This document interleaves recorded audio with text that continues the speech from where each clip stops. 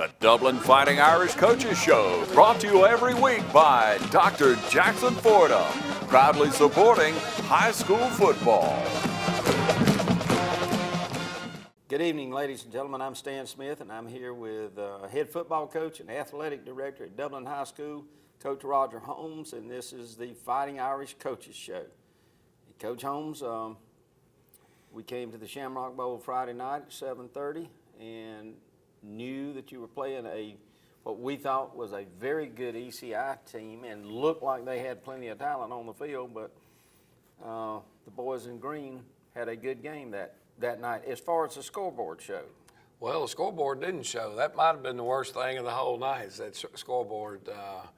Well, that's true. We had an outage on the scoreboard and couldn't get the power up, and we apologize for anybody that was there that might have been inconvenienced by that. But the officials did a great job of relaying the time on the clock to the people on the field and to our PA announcer and that type deal. But, you know, Stan, for the first game of the season, I thought we played really well on the offensive side of the ball, with the exception of about 4 unforced illegal procedure penalties. Guys getting a little anxious, moving before the snap. It cost us, and 3 of those were on first downs.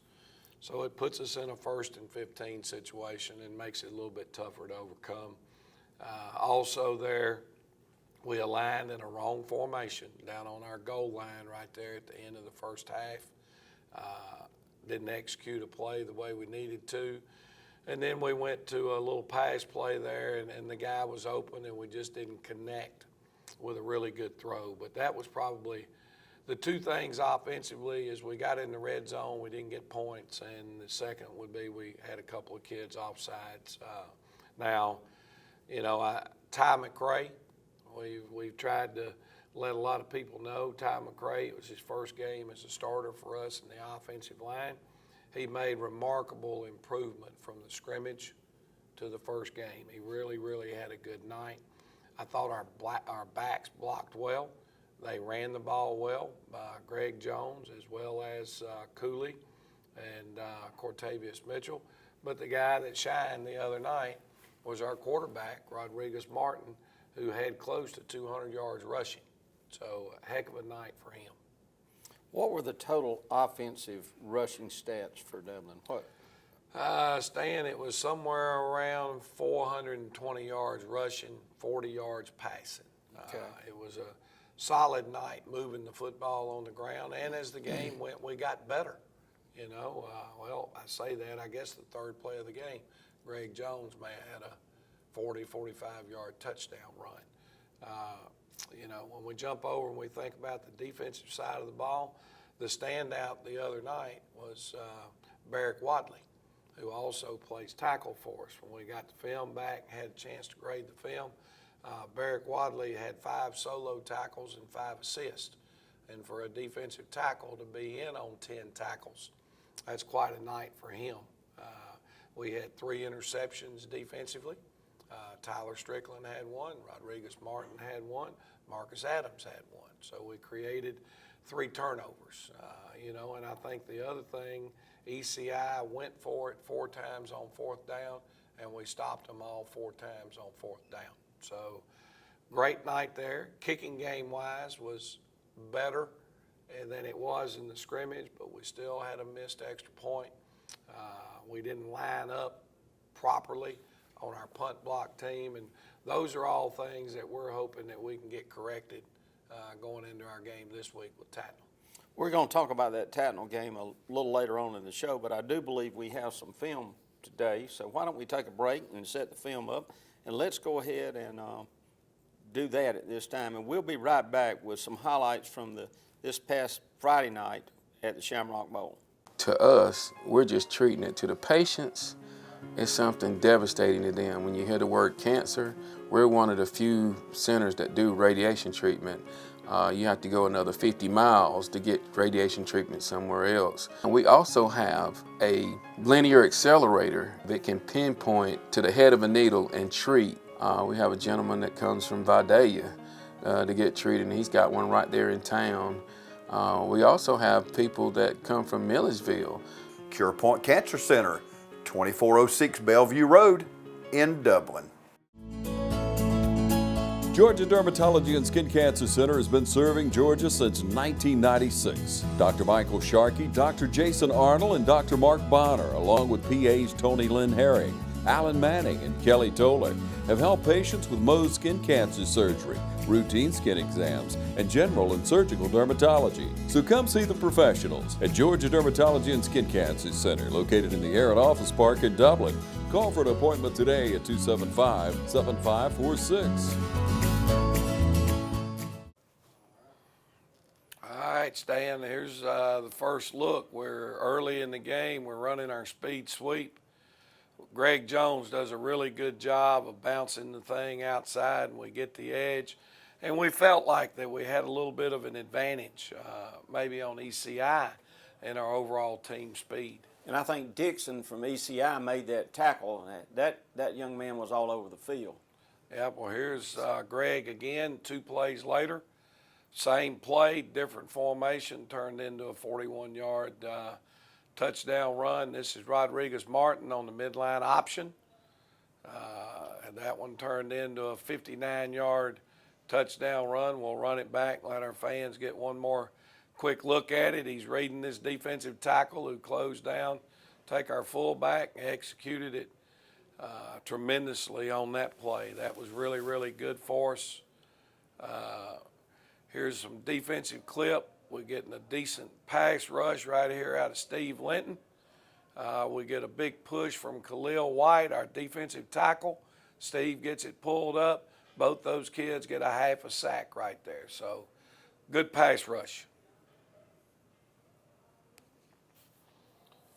They come out with another play action pass, try to go across the middle, and Rodriguez Martin, who had a great night on offense, is right where he needed to be, stepped in front of the crossing route, made a big interception for us down the sideline, and took a good hit right there. You know, and he's a tough young man now. He came over and was winded a little bit, but he did a great job of getting back and doing what we need. And that's Rock, the other running back for them, number 4, coming across. Yeah, and he was shut down. Yeah, Marcus Adams does a good job here. Romello Height, you can see all of our linebackers running from inside out. Steve Linton doing a good job of chasing from the backside. And, you know, from a defensive standpoint, I think we gave up about 180 yards. A couple of those were, you know, situations where we didn't tackle real well. Again, here's Romello Height playing the belly for them, doing a real good job of wrong shouldering and fitting it where we need it fit. And that young man is really getting better and doing a good job for us. And there's Barrick Wadley, a nice goal line play for us. He's slanting inside. And they pull the guard, and Barrick made a big play right here.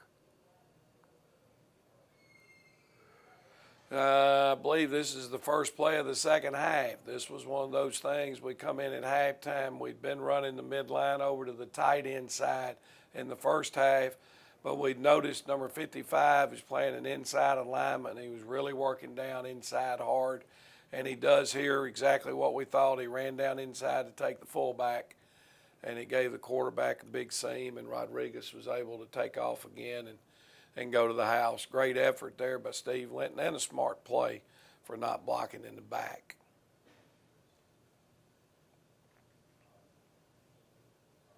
Stacy Sharp, he plays linebacker for us, but a lot of times when we go to our 50 package, the smallest guy on our team that's on the field is lined up at nose, and you can see him slant and cross the face and make a big tackle in the backfield for a big loss.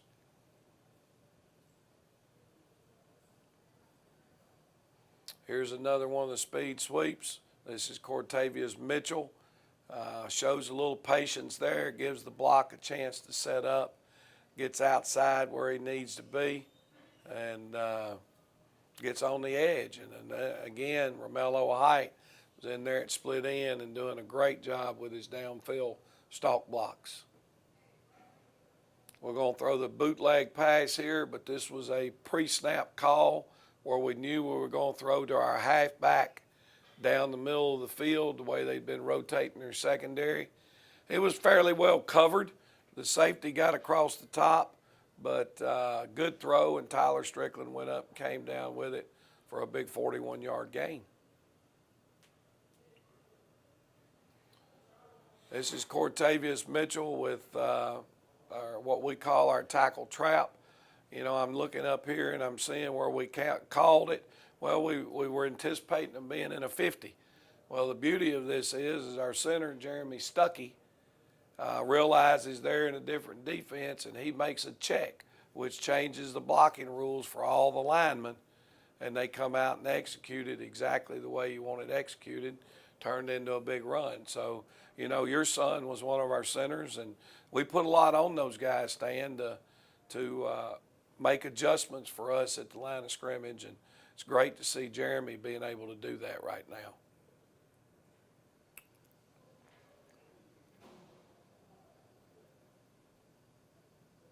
Here's the number one play, I guess, if you will, in the wing T offense is the buck sweep. You got to have great guards to run this offense, and you'll see our guards getting out in front. One's kicking the corner, the other one's looking inside for the linebacker, and that's exactly what you want to have happen. So that was Cortavius Mitchell with a nice long run. Back to the midline we scored on in the first play of the second half. Quarterback just made a guy miss. We didn't block it properly that time, and we're fortunate to get out of it what we did. But again, Rodriguez had a phenomenal night. This is Greg Jones. He's in the game there late, and there's the same tackle trap that we scored on earlier. A really good job here by our offensive line, giving him a chance to get out in the open. And shucks, other than that, Stan, that's about it for the highlights. It was a lot of players that contributed in a lot of ways, and they did a great job.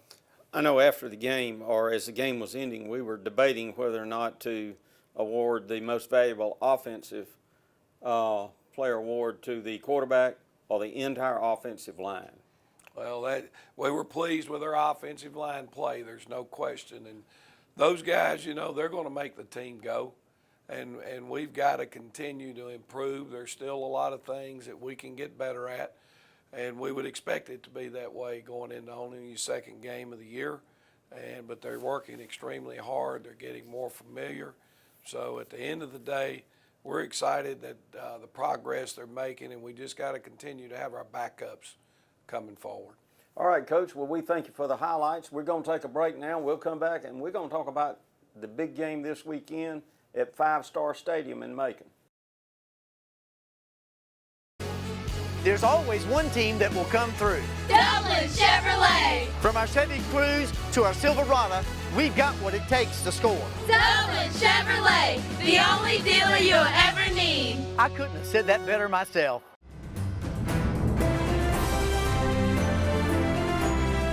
Hello, my name is Jimmy Rogers, and I'm running for County Commissioner for District 4 of Lawrence County. As County Commissioner, I promise to you, the people of District 4 and Lawrence County, that I will work very hard to serve each and every one of you. I'm Johnny B. Hall. I live at Route 1, 1351 Hall Watkins Road, Dudley, Georgia. Jimmy's an earnest guy. He's very, very nice. If he tells you something, you can mark it down. Whatever it takes to get the job done, that's what he wants to do. I just ask for your prayers, your support, and your vote, and may God bless you. Thank you.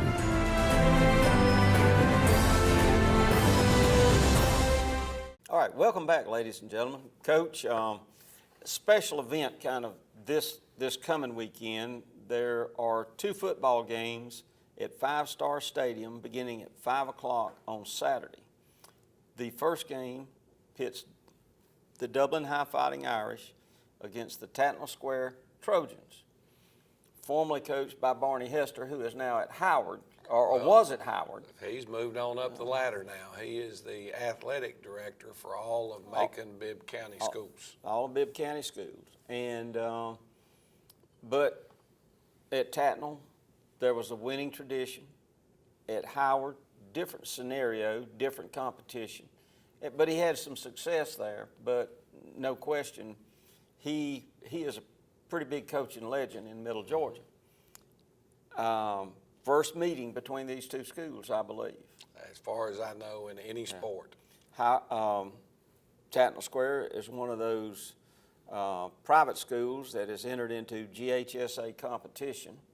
And done well. Made the state playoffs last year. Made the state playoffs last year and had a big win this past Friday night, against a school up there. I forget the name of the school. Our Lady of Mercy. Our Lady of Mercy. And the way it sounded, they needed mercy before the game got very deep. But you come off what I think is a big win this past Friday night, against a traditionally strong football team that's, I think, 3 out of the last 4 years made it to the semifinals of the state playoffs. The last 4.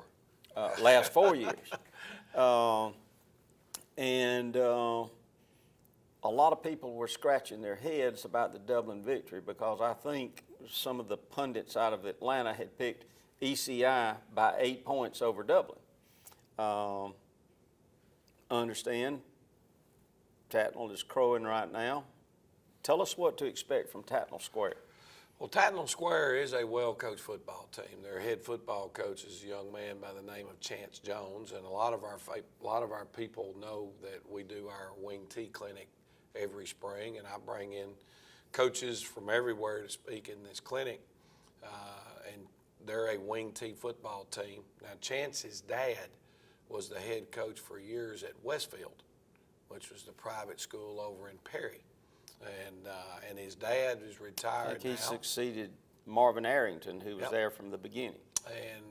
And is married to my cousin. There you go, small world, isn't it? Small world. But Coach Jones's dad is there helping them coach up until this year, and I don't think he's doing it this year, but Brian Way, who was a heck of a wing T coach at Warner Robins, all those guys were together there at Tatnall Square. They've installed the wing T. They run it very, very well. They're very similar to us. ECI was a wing T team, but they were more of a power off-tackle wing T team. Tatnall's going to be using a ton of formations, a lot of the jet sweeps, and we'll see a lot more misdirection this week than we've seen in the past. Their quarterback is about a 6'2", 190-pound kid that throws the ball pretty well. They got shut out in their scrimmage. They scrimmaged Howard. Howard shut them out. Well, the other night, they come out and they got 31 points at the end of the first quarter, 59 midway through the third quarter, and I think the game was cut short due to lightning delays and those type things. So, their coach told us yesterday at a press conference we were at that a guy asked him what did they see was the biggest difference from their scrimmage to their first game, and one of the things that he saw was he said, well, we now know we can score points. So it'll be a big challenge for our guys because their confidence level is high. Defensively for them, they run a 50. They've changed from what they did the previous year. They were more of a 4-4 type team, and they're in a 50 with an exceptional quick nose tackle that moves around and causes you some problems. I think team speed for them defensively is going to be a little better than ECI's overall team speed, although ECI was a bigger team. It should be a heck of a football game. I feel like, we're going to be the more dominant team. We're going to be bigger than they are. But execution, they do a great job, and we've got to do a good job of reading our keys and not giving up a cheap pass for a touchdown and try to force them to line up and move the ball down the field on us. All right. Well, Coach, we want a crowd up there. Can our fans still buy the $10 tickets? We have them at Dublin High School. We have some at the Board of Education office. There are Touchdown Club members out there that still have some, and I've got some at the field house.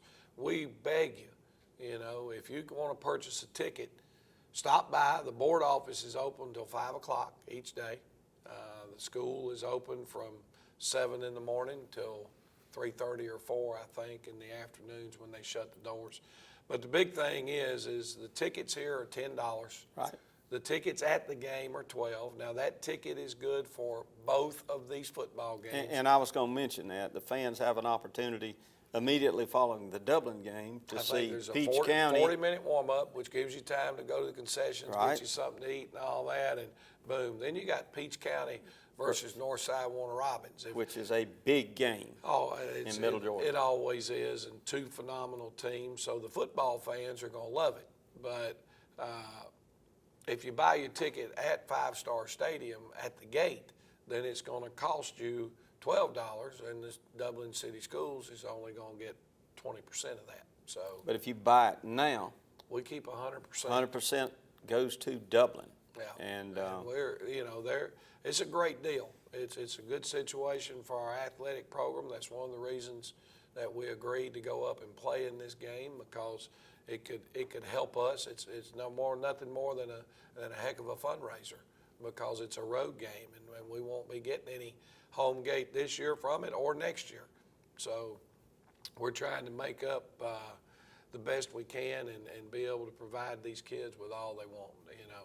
Our Century Club membership is going well. It's still early in the season. We'd love for you to join our Century Club through the Booster Club. It gives you 2 tickets to the games for the rest of the year. That's included, and it's a $150 price. You got parking right in front of the stadium.